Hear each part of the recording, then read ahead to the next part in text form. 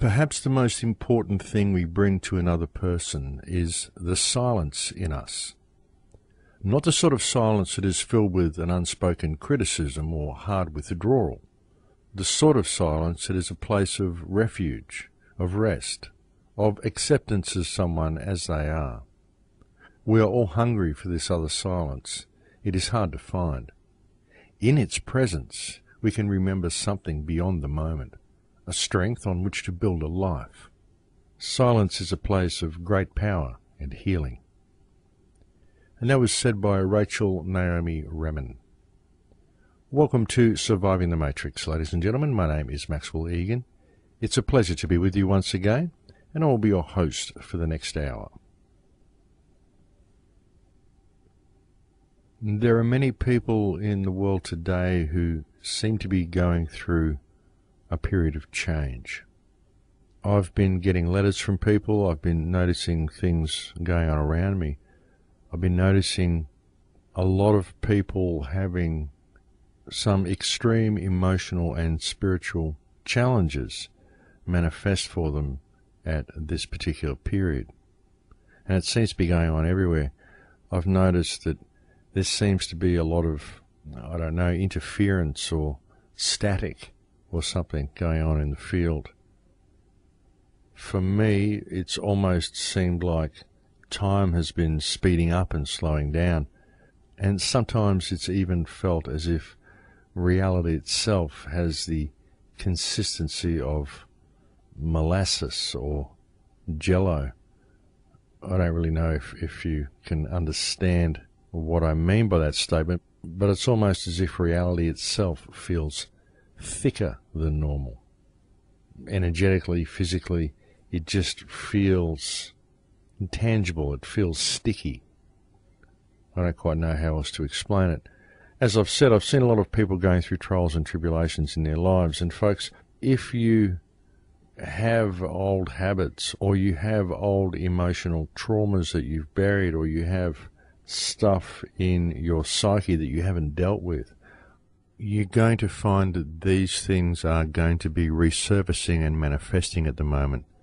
And what's happening is you are getting an opportunity to rid yourself of all of this old baggage that you may not have dealt with in the past.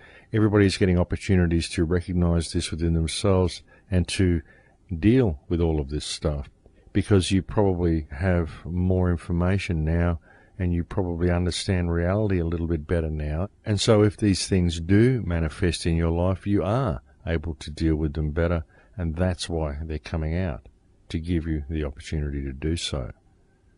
Because all of this stuff needs to be cleared, folks, as we are coming into this portal, if you will, this energetic change that's happening to the earth. All of this old stuff needs to be dealt with. And dealing with it will help you stand in your power, because this is essentially how humanity is waking up. We're waking up to the fact that, hang on, all of this has been fiction. All of this has been a dream. And we're starting to realize who and what we are. It's almost as if humanity is finally coming out of its adolescence and becoming an adult. And there's a lot of old stuff that hasn't been dealt with resurfacing. So if this is happening to you at the moment, and it would appear from a lot of the emails and messages that I'm getting from people that it is, then understand this is an opportunity to look at these situations from a different perspective and to see how you go at maintaining your energy through these trials and tribulations.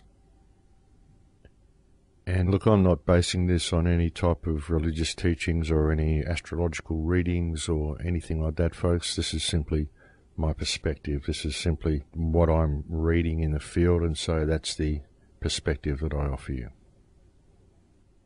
But it really does seem to be ubiquitous throughout society at the moment. There seems to be a massive amount of change happening everywhere. Not all bad change. It isn't all stuff that hasn't been dealt with in the past. There are many people who have probably dealt with their stuff who may be experiencing some very good changes in their lives, but it's definitely a period of change. The thing is that anything that needs to be cleared is resurfacing so it can be cleared, and in other ways everything is just sort of balancing out because things need to be in balance through the transitionary period. I think we'll see a lot of people searching for their soul partners and their soulmates and seeking the companionship that they've always wanted in this period as well. Humanity is starting to feel the bond that it holds with itself, inasmuch as people are starting to feel that they are connected to other people, and they are starting to seek out those that they feel closest to, those that they resonate with.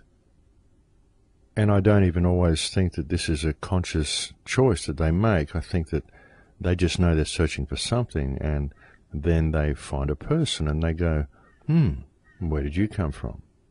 There's a lot of that sort of thing happening. We are naturally being drawn towards those people that we need to find.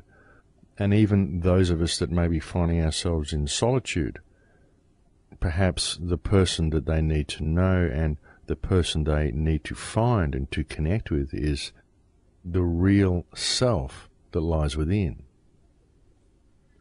You see, ultimately it's all opportunity, folks, and ultimately it's all of the experience that you need to gain the experience that is you. What's important in it is how you deal with these experiences. What's important is that you understand who and what you are, and you be yourself to your fullest potential. And it isn't about stuff. It isn't about acquisition. It isn't about social acquisition or acquisition of higher rungs on the corporate ladder. It isn't about the acquisition of possessions or friends or girlfriends or boyfriends. It's about knowing who you are. It's about the acquisition of experience in life and experience in yourself, and understanding the connection that you have to others, understanding how life can simply change.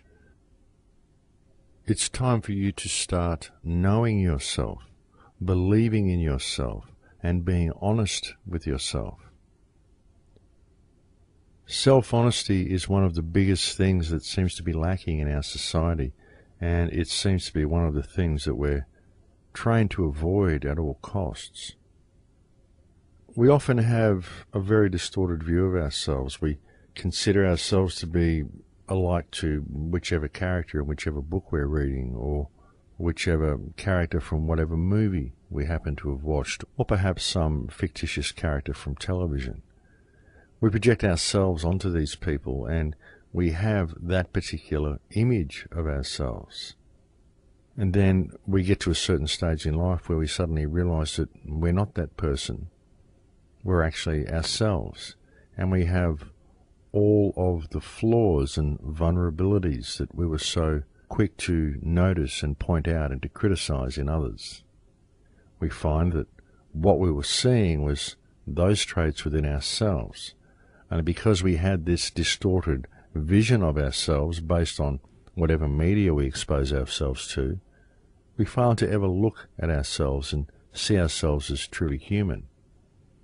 We almost seem to have a larger-than-life view of ourselves when we put ourselves on the stage and stand ourselves up against other people.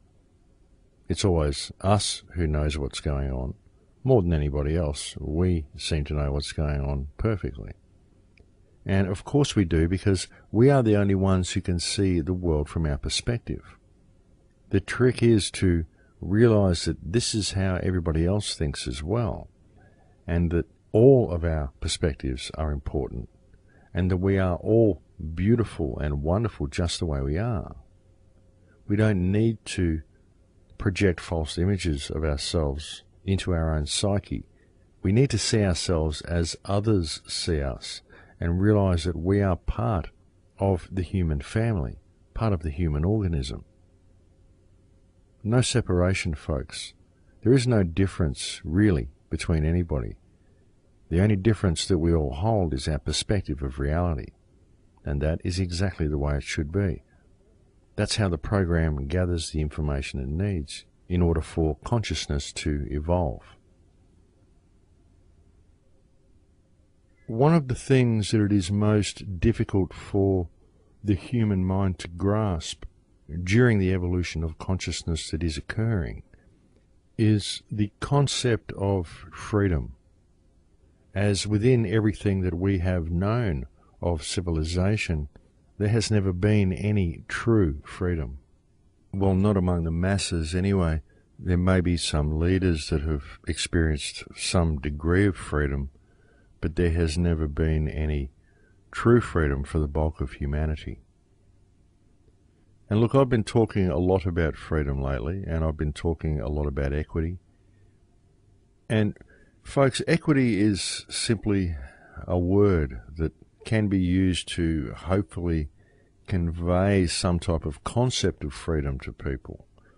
But in reality, the true freedom even goes above equity. Equity, as I said, is simply a way of presenting the idea to people through their left brain, because that's where most people are. But true freedom is knowing that you are a sentient being answerable only to the Creator, whatever you perceive the Creator to be. There is nothing that can ever interfere with you being you. There's nothing that can take away the experience that is you. No one can do you better than you. And it's knowing that, and knowing that you do have something to say, that you are here for a purpose, and that you are just as important and just as worthy and just as unique as everybody else on the planet.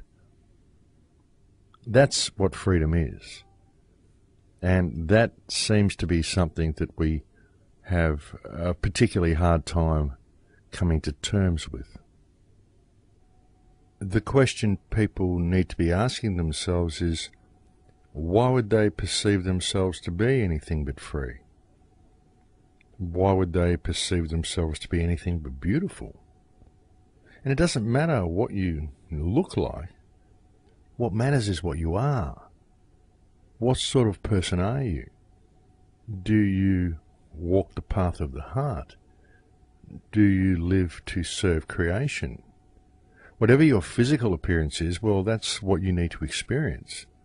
Whether it's beauty or whether it's obesity, it doesn't matter.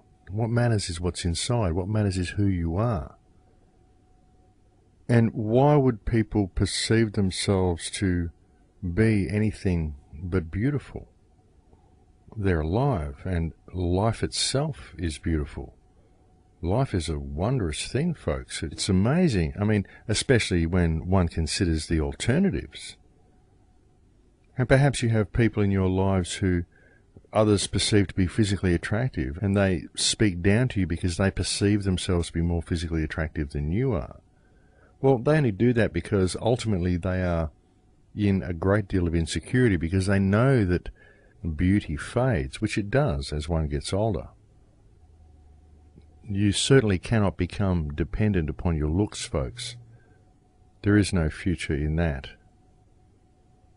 But of course, not all people are like that either. There are many people who are stunningly beautiful people who are very uncomfortable with their looks because of the undue attention that they receive due to their looks.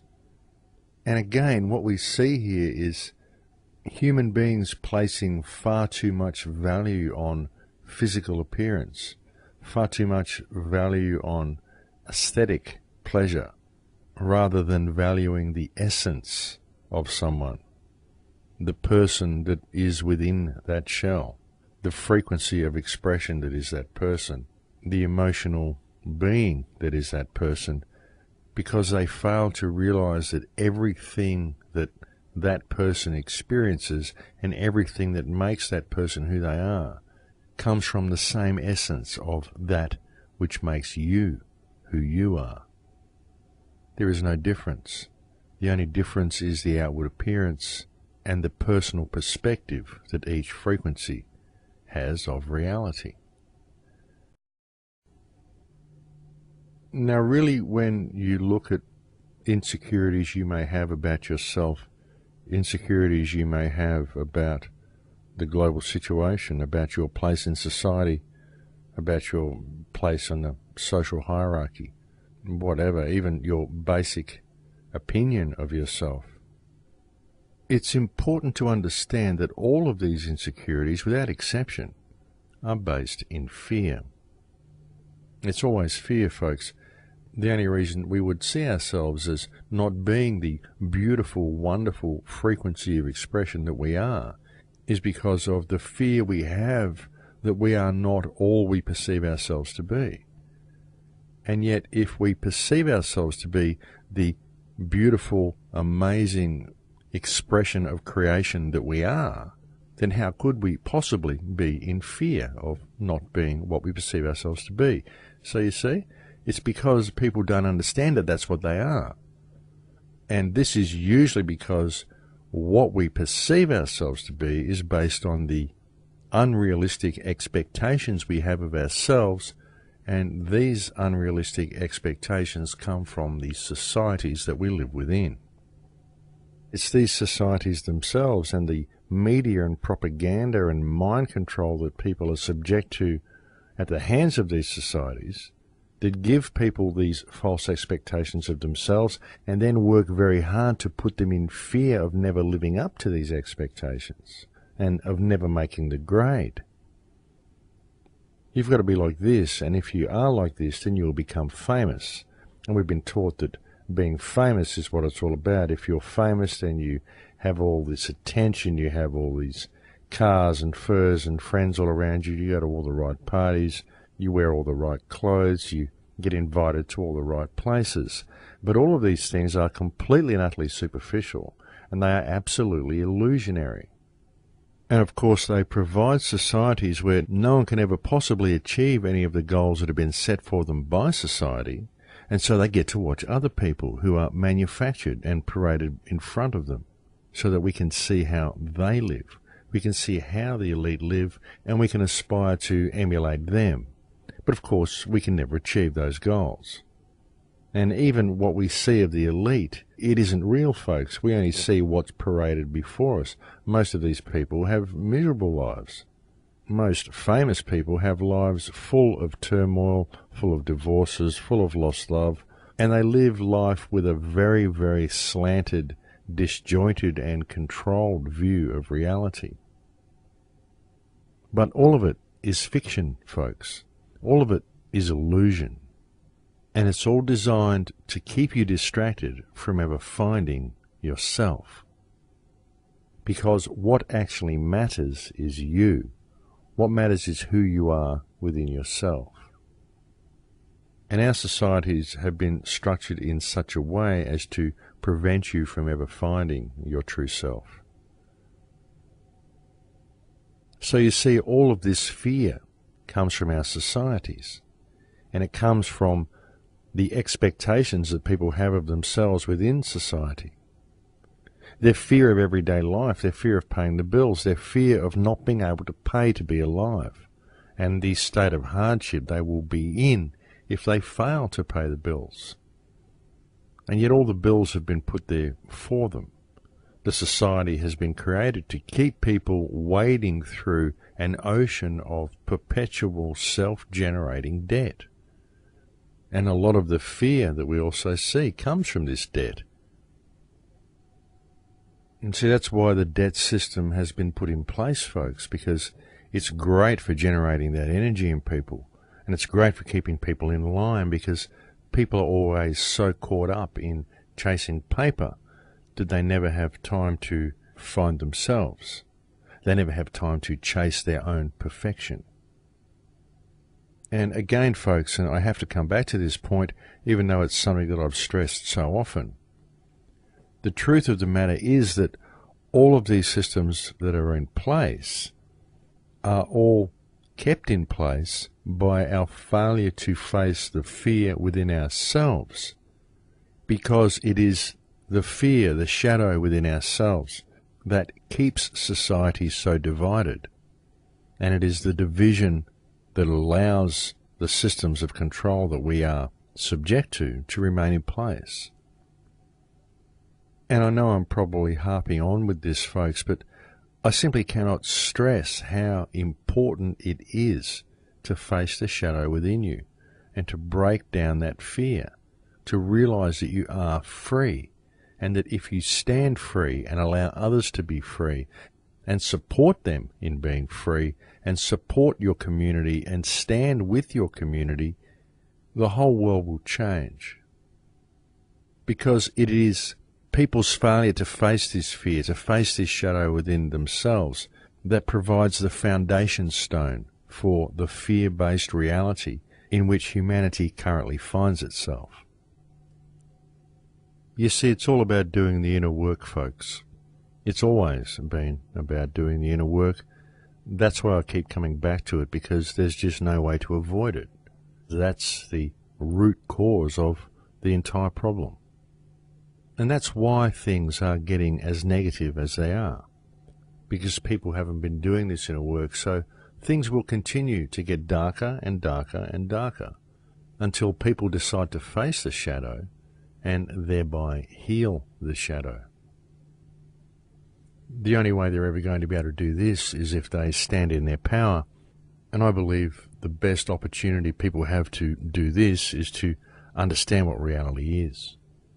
This is why I go on and keep on the same theme that I've been on for the last 3 years, folks, and I haven't really changed that much, because once you find what the answer is, you begin to realize that there only is that one answer, and so it seems pointless to be sidetracked and to go off down other rabbit holes. I mean, we can look at what's going on around the world, and we can notice the ritual, and we can notice all of this stuff, and notice how things are getting worse, notice where things are getting better.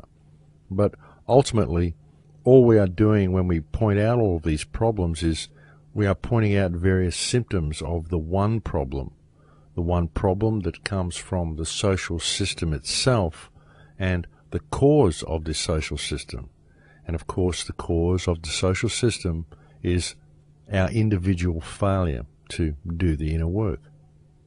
So you see, there's no real point in addressing all of the symptoms the way we do and attempting to make change in the external world if we haven't first made the change we need to make in the internal world, because that is where the root cause of the problem originates. You see, we can look at big companies that do massive amounts of environmental damage, and we can point the finger at those companies, but ultimately it isn't the companies, it's the people within the companies who simply don't have the connection that they need to have with others. Because if they did, and if they were acting in service to the creation, they wouldn't be working in these companies. And we can see that the reason people do work in these companies is because of the attractive wages they can get by doing so. And of course, the only reason these wages seem attractive to them is because people within society are kept in a state of shortage, and so large wages can be a huge bonus. But of course, people are only kept in this state of shortage due to the monetary system that has been imposed upon society, and of course, the monetary system is only in place due to people's fear to stand up against the system. People have this fear of standing up against the system because they've never done the inner work. And that's why I keep coming back to it, folks. Even the people that work on whaling stations, they do so because of the attractive wages. The wages are attractive because society is kept in a state of shortage, and it all comes back to the same thing. You keep going around in these circles, but no matter what the problem is, if it's related to shortage, then it's related to the money supply. And if it's related to environmental damage, it's usually related to people's need to work that makes them take these jobs in the first place. And again, it comes back to the money supply. This comes back to the fact that our governments allow this money supply to stay in place, and that's because of the system itself. That's what the system requires. And again, this system is only in place because we perceive it to be real, because we haven't done the inner work and we don't feel free within ourselves. We don't feel free enough to support our neighbours and support our society. We're in fear of everybody around us, and so we don't do these things. And so eventually, folks, if you trace every single problem we have to its root cause, it all comes down to fear. And all this fear exists because of people's failure to do the inner work. And that's why I just keep coming back to it, because that's really what it's all about. And when we realise this, we're going to be able to make some very significant changes. But first we have to realise it. So that's something to think about anyway, folks. I think it's break time here, so I'll leave it there for now and we'll go and have a break. Thank you very much for spending this time with me today, and I'll speak to you again in a few minutes. Thanks for listening. And welcome back, folks. So, seeing that the key to freeing ourselves from this system, the key to saving the world, the key to everything, ultimately comes down to humanity doing the inner work individually. As I've said before, we are the source of all evil that we've ever seen on this planet, and all of this evil stems directly from our failure to do this inner work. Seeing this and understanding the reality of it truly is the key to addressing this problem and to healing this wound within our psyche. As soon as we realize this, we are going to be able to make change, but we have to realize it. We have to be prepared to face who we are and to start treating people equally, start treating others as ourselves. I've said so very often that this is the key to it all, and it's got to start with you. It's got to be a personal thing. You don't necessarily have to shout fear at people and point out that 9/11 was staged or whatever. You don't need to point out the police state that's coming. All you have to do is to be the change you want to see in the world and to lead by example. Start building a strong connection to the people around you, to the people within your community. Perhaps explain to them why you're doing so.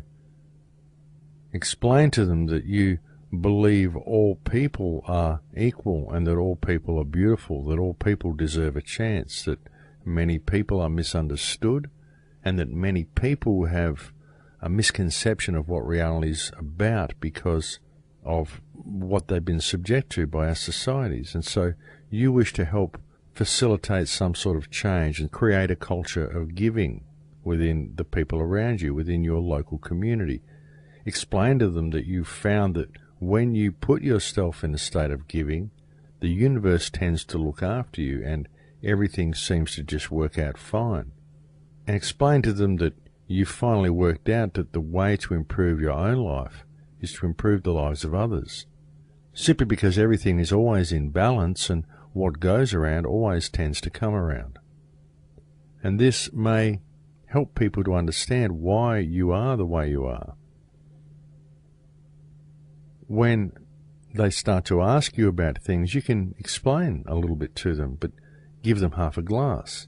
Give them a little bit of information, and that will inspire them to research for themselves, and then perhaps they'll come back to you and ask you for a little bit more. Perhaps they'll even come back to you and tell you stuff that you already know based on the little bit that you told them. And it's good if this happens, folks, because this is how real awakening occurs within people. It's when they discover it for themselves.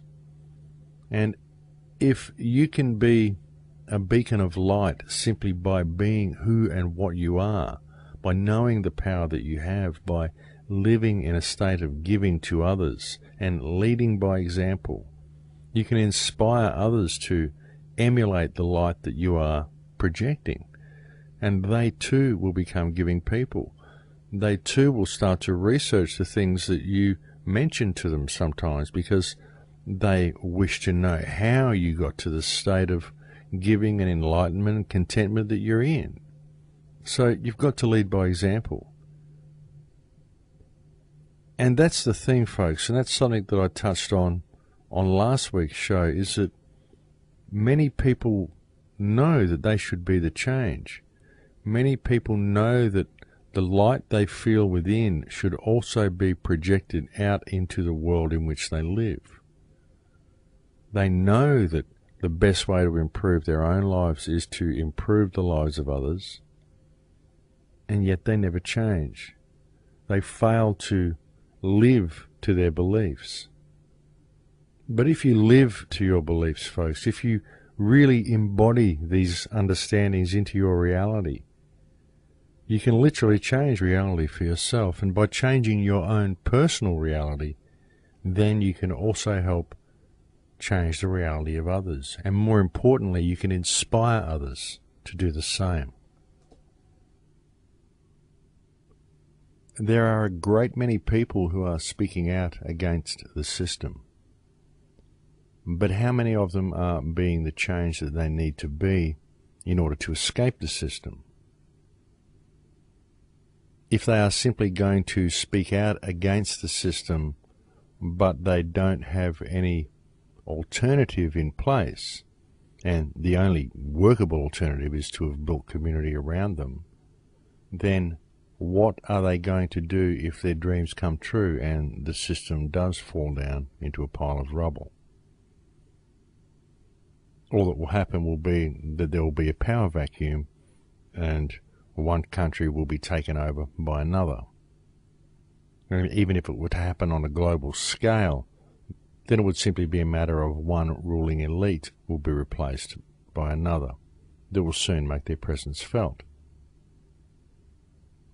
You see, until people have done the inner work and have begun to realize that we are all created perfectly equal and understand the meaning of self-governance, begin to learn to use their higher faculties again and begin to communicate with reality around them again in the correct manner and view each other as beautiful, wonderful expressions of creation, then any alternate plan that we have is doomed to failure. And I know it's a big step, expecting humanity to gain this type of comprehension of each other and this type of communication with each other and with reality again in any foreseeable future. But it has to start somewhere, and the place for it to begin is grassroots. The place for it to begin is community. The place for it to begin is with you. Be the change, folks. Be the change you want to see. And in saying all of this, folks, I'm not saying that you need to stand by and allow a police state to be built around you. What I'm saying is that if you do this inner work and you do establish these bonds with the community around you, then the police state won't happen, because we will all stand in our power and we won't allow it to happen. Simple non-compliance, even those that work within the law enforcement agencies won't allow it to happen, because we will have a connection established with these people.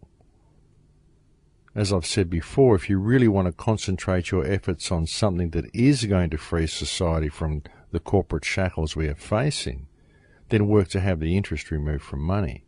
Because most of the problems that we face on the planet, again, come back to people being in a state of shortage, and this shortage is perpetuated simply due to the interest that is placed on money.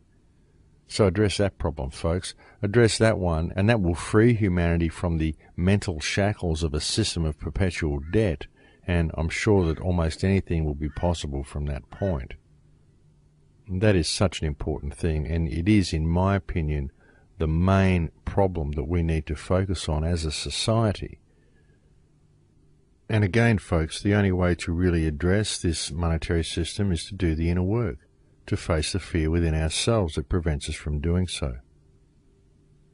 And of course, the best way to do it is to do it in mass, which means building community, which means we need to connect with our neighbours. And of course, the only thing that prevents us from doing that is, again, our failure to do the inner work and the illusion of division that we have in regard to ourselves and reality and people around us. So you see, folks, when you look at things from this perspective, it suddenly becomes clear why all of those sages and seers and teachers from times long past all said that in order to change the external world, you need to change the internal world. Many people have often looked at that and thought, what a ridiculous statement. How can me doing any work within actually change the world that I see outside of myself. But that's how it works, folks. It's just that no one has ever been prepared to be the change. People have an unrealistic perception of reality. People tend to only think of things from a very left-brain perspective.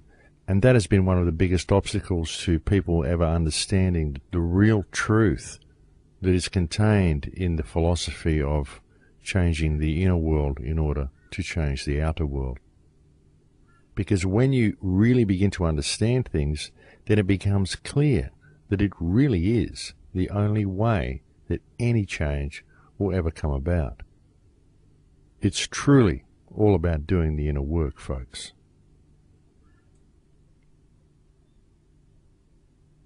There have been so many people throughout history, so many great teachers. Even in the modern day, there are so many great teachers who have discussed the nature of fear to people, who've talked about doing the shadow work to people, and who have helped humankind truly comprehend the true nature of the reality in which we live. But unfortunately, many people go to these seminars, they read these books, they listen to the information that's offered to them, and when the seminar is over, or when the book is finished, or when the experience is done, they slip straight back into the matrix, and they fail to embody the information that has been made available to them. You see, so many people go to these workshops and seminars and they believe that by doing so, they will simply be healed.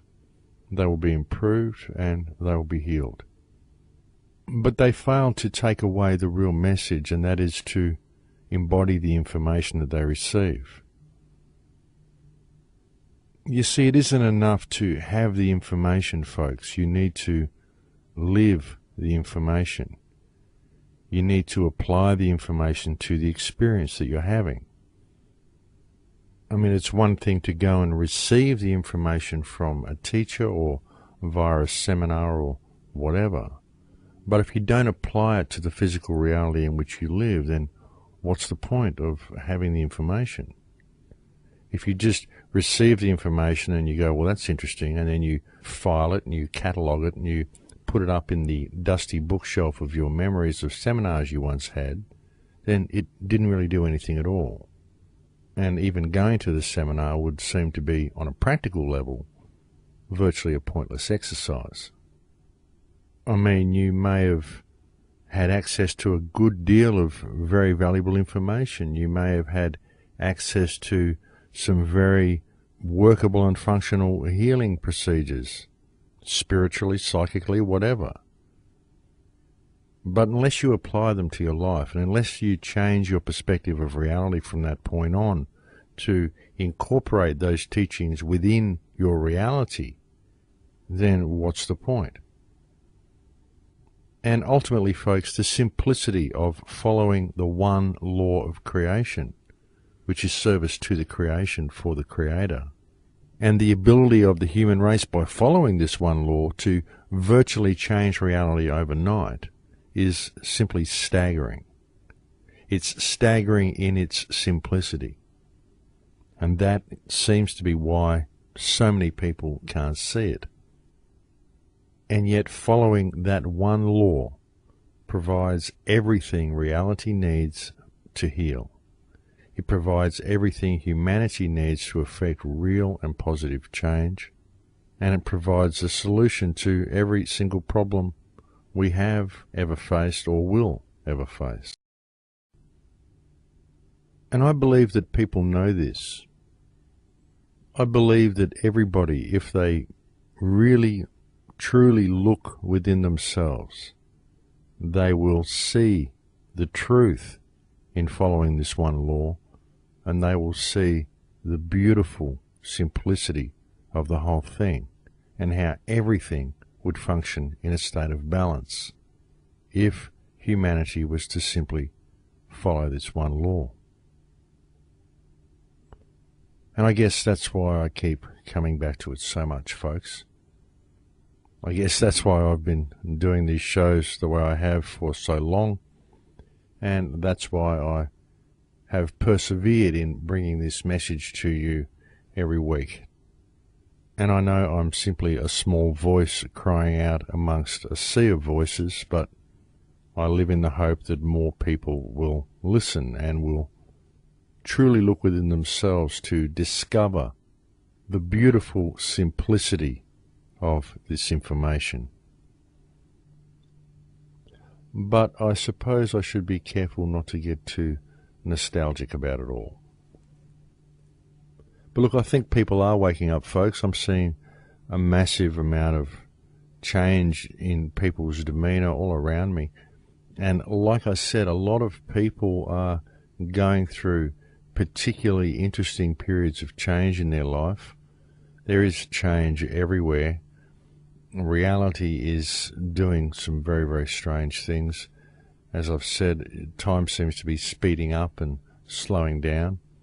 You're going to find a lot of things that are going to come and land in your face, things that you may not have dealt with in the past, and they're going to make you aware of their continued existence in your life and within your psyche, and they're going to provide you with opportunities to fix these problems, or to at least face these problems and acknowledge these problems, and in doing so to face and to acknowledge things about yourself. And some of these things may be a little bit uncomfortable for you to face, but it is important that you do so, because it is by doing so that you will find balance. And we all very much need to re-establish this balance, folks, because it is this imbalance within us individually that is very greatly contributing to the imbalanced state of the reality in which we find ourselves. And that's probably stating the obvious, but perhaps it's too obvious for some people to see without it being pointed out to them. But just look out for these things in your life, especially in the next few months, and try to see them as the opportunities that they are. Try to understand that you need to face these situations, you need to face these imbalances, and the opportunity is to face them from the correct energetic state. The best way to do that is to understand what reality is, to understand that you are simply an expression of creation, and that everything that is happening to you is an opportunity for you to clear these things from your psyche, to clear these things from your frequency, to find that state of harmony that you have with all creation, the state of harmony that most of the human race appears to have lost. And it's the state of harmony that we've been kept from ever achieving by the simple structure of our societies, the simple structure of the artificial meme that enslaves the human consciousness. And it truly is a meme, folks. This whole social system, the whole legal hierarchical rubbish that we're all subject to, none of it's got anything to do with humanity. It's all just an idea. It's all just a meme. It's all just this fictional concept that prevents us from being who and what we are, and prevents us from ever connecting with each other and reconnecting with the earth on which we live. So it's very important that we become aware of this, and it's very important that we deal with it in the right way. And it will make a huge difference to the personal growth of the individual if they find balance and they address the problems that they are confronted with from a balanced perspective, and embrace these opportunities for personal growth that these problems are providing for them. So look, I'm not really sure what I've been trying to say to you on this program. Perhaps I've simply been commenting on some of the situations that I see around me, and commenting on some of the emails that I've received from people. But I think what I'm attempting to do is to help you see how easy it actually is to deal with change in your life. To help you see that most of the things we perceive to be uncomfortable about our existence, most of the changes that we get thrown into are all necessary. They are all opportunities. And if we feel uncomfortable in these situations, it's usually because we have a misconception of reality. And we're going to find, especially through this period, that reality is going to throw lots of change our way. Very often these changes are opportunities for us to discover our own personal power and to stand in who and what we are. And very often they are simply changes that we need to have in order to discover ourselves. And that's okay, folks, because something that I have always understood through life, and something that I've said many times to many other people, is that one of the only things in life that is ever truly guaranteed to remain consistent is change. Life is constant change. And this is because without change, there can be no growth. So it's not the change that is the problem. It's our failure to recognize that change is the only thing in life that is consistent, and it's our failure to deal with that which is consistent and that which is inevitable, which is what change is. Everything changes, folks. Nothing is the same as what it once was. It all changes. That's just what life is about. Well, we're getting very close to the end of the show here, folks. Thank you very much for all the support that you've shown me. Thank you for continuing to listen to the show the way you do. Thank you for all of your emails. I am really backed up with emails at the moment, so I'm sorry for all of the emails that I haven't answered. Though I do read them all, folks, and I am very pleased to read them, and I'm very happy to read them. But unfortunately, I simply just don't get time to answer them all. I am still toying with the idea of having July off the radio in order to work on the film. I would like to get as much work as I can done on the film, but I've been extremely busy lately, and it's been very difficult to be able to put the amount of time I'd like to into it. But it is still coming, folks. It's just coming a little bit later than what I had hoped for. But that's just the way it is, folks, so I guess it will take as long as it takes, and that's just the way it goes. But like I said, I am toying with the idea of having July off simply to dedicate to working on it. So with everything that I've said on the show today, folks, I was simply attempting to help people become aware that reality really is shifting. We are in the process of some type of shift right now. As I said, reality itself seems to almost feel thick. It feels denser than what it normally is. So there is a very good chance you are going to be experiencing changes and old wounds resurfacing and connections being made, connections being lost, all sorts of stuff over this period, and it's extremely important that you are aware of what's going on and that you see it all as necessary change. You face the shadows that are presented to you and you handle the whole thing from the correct energetic state. And don't move into fear through any of it, folks. There's no point fearing anything because there truly is nothing to fear. And all one needs to do to truly comprehend the reality of that is to understand what reality is. But look, I think we're pretty well out of time for the day, folks. Again, thank you for all the support that you've shown to myself. Thank you for all the support that you've shown to the Crow House. Thank you for continuing to visit the website. Thank you for any help you can offer. It's always very much appreciated. Thank you for spreading the YouTube clips the way you have. Thank you for the promotion that you've given the website. Thank you for even taking the time to listen to the radio show. You have all been truly wonderful, and it's a great honour to have had my words received the way they have been. But that is it for me for the day, folks. So I will look forward to speaking to you again next week. Please take care until then. In Lakesh.